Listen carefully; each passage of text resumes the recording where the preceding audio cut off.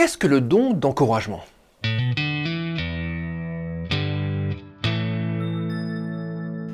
Le don d'encouragement ou d'exhortation est cité dans la liste de dons dressée par Paul en Romains 12, 7, 8. Le terme grec traduit par encouragement ou exhortation est paraklésis. Il est apparenté à paraclète et signifie appeler quelqu'un à ses côtés.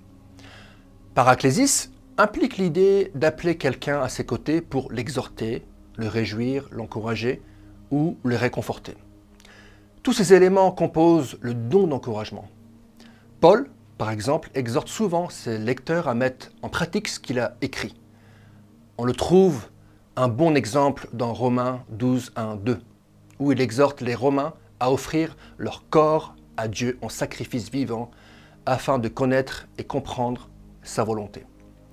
Il est intéressant que quand Jésus parlait avec ses disciples, la nuit de son arrestation, il a décrit le Saint-Esprit comme leur consolateur, Jean 14, 6.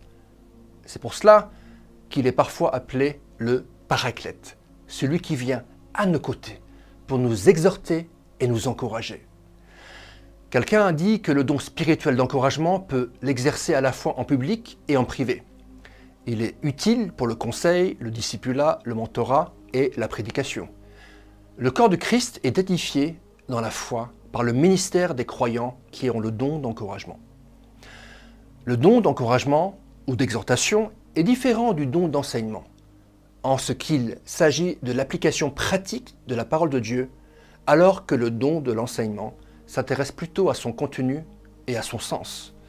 Une personne ayant le don d'encouragement fait preuve de compréhension et d'empathie pour guider les autres, individuellement ou en groupe.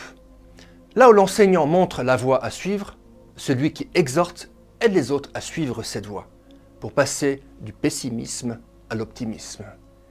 Le meilleur exemple biblique du don d'encouragement est certainement Barnabas. Si son véritable nom était Joseph, les apôtres l'appelaient Barnabas, ce qui signifie « fils d'exhortation », Actes 4, 36.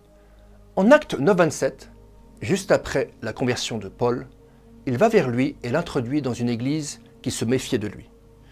En Actes 13, 43, Barnabas encourage les croyants à persévérer dans la grâce de Dieu. En Actes 15, 36 à 41, Barnabas choisit Jean-Marc comme son partenaire dans le ministère, bien qu'il les avait précédemment abandonnés. Il lui a donné une deuxième chance. Tout au long de son ministère, il manifeste le don d'encouragement en aidant, réconfortant et encourageant les autres à devenir de meilleurs disciples de Christ.